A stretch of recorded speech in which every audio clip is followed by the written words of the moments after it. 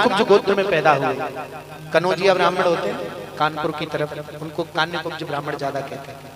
और श्रेष्ठ ब्राह्मण होते हैं कान्यकुब्ज द्विजा कश्चित दासी पति अजामिल, वो अजामिल दासी के पति बन गए और उनकी कई संतानें भी हुई, 10-5।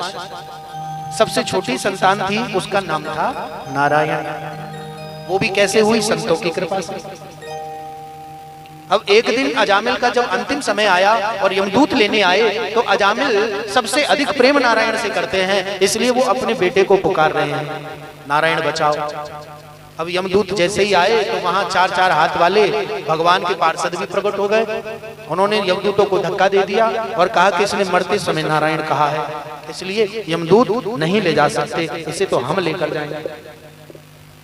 अब उनमें सत्संग होने लगा। अब देखिए अजामिल अभी मरा नहीं है, अजामिल अभी जीवित है, वो देख रहा है यमदूत और भगवान विष्णु के पार्षदों के बीच में जो सत्संग हुआ, संवाद हुआ, उसे उसने पूरा सुना। यमदूतों ने कहा कि मरते समय नाम लेने से ही क्या मुक्ति हो जाती है? विष्णु के दूतों ने कहा बिल्कुल हो जाती है। तुमको यदि नहीं विश्वास तो चलो अपने मालिक के पास। अब अजामिल को पालकी में बिठाया, प्राण नहीं लिए उसके, शरीर के साथ, और पहुंच गए धर्मराज के पास, यमराज के पास। वहां जाकर पूछा, महाराज ये बताओ कि मरते समय एक बार नारायण कहने का अर्थ क्या है? यमराज बोले नहीं, मैं नहीं बता सकता, ब्रह्मा के पास चलते हैं। ब्रह्मा के पास लेकर गए पालकी में अजामिल को, ब्रह्मा ने भी नहीं बता पाए, तो ब्रह्मा जी ने कहा महादेव के पास चलो।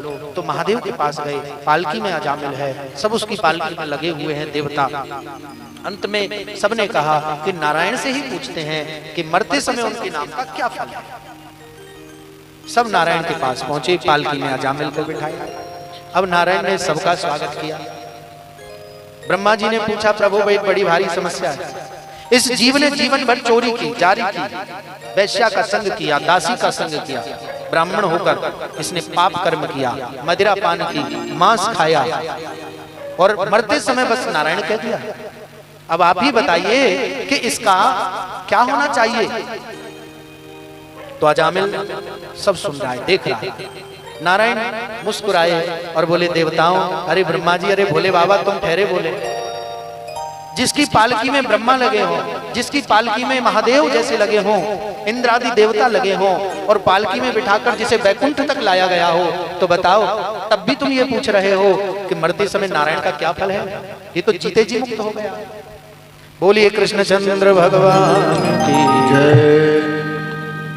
तो अजामिल को छोड़ दिया गया धरती पर। अजामिल ने ये सत्संग सुना, इससे उसे वैराग्य हो गया और वह भी हरिद्वार की पावन धरा पर केवल हरि का चिंतन करता है। ग्रह का त्याग कर दिया, मोह का त्याग कर दिया, और 24 घंटे हरिश चित्तम हरिश चित्तम हरिश चित्तम माश्रये, हरि को चित्त में बैठाकर उनका भजन करते रहता है।